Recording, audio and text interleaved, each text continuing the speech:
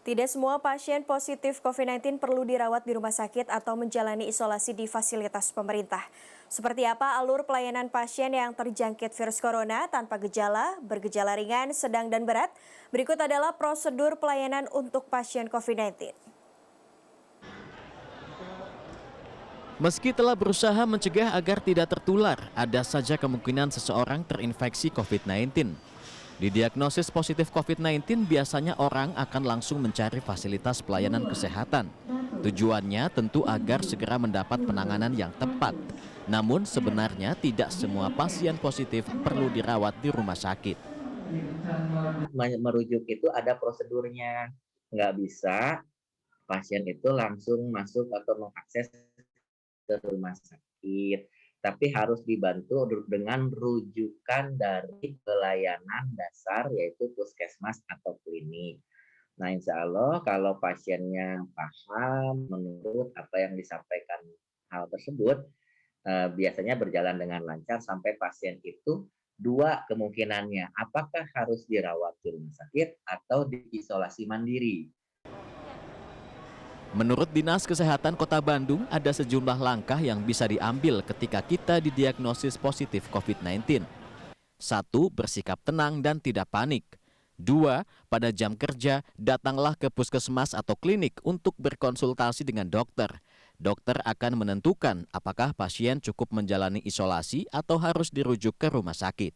3. Di luar jam kerja, pasien dapat menghubungi 119. Jika dianggap perlu, petugas kesehatan akan datang dan memeriksa pasien, lalu memutuskan apakah pasien harus dirujuk ke rumah sakit atau tidak. Jika dirujuk, pasien akan dijemput dengan ambulans. 4. Waktu yang dibutuhkan untuk rujukan sekitar 30 menit atau lebih, tergantung tingkat keterisian tempat tidur di rumah sakit. 5. Petugas kesehatan akan melakukan 3T, tracing, testing, dan treatment terhadap kontak erat.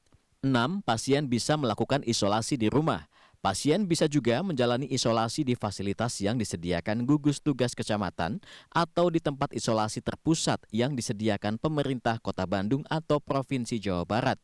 Petugas kesehatan akan mengantar pasien ke tempat isolasi.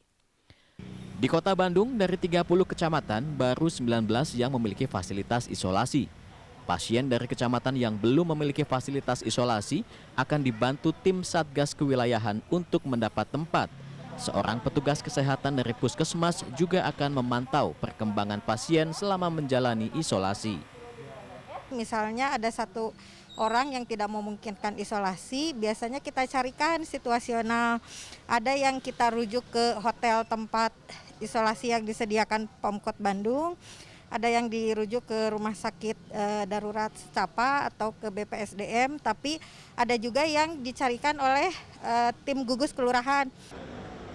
Data dari Pusat Informasi COVID-19 Kota Bandung per Kamis 10 Juni 2021, total kasus positif COVID-19 di kota ini berjumlah 20.354.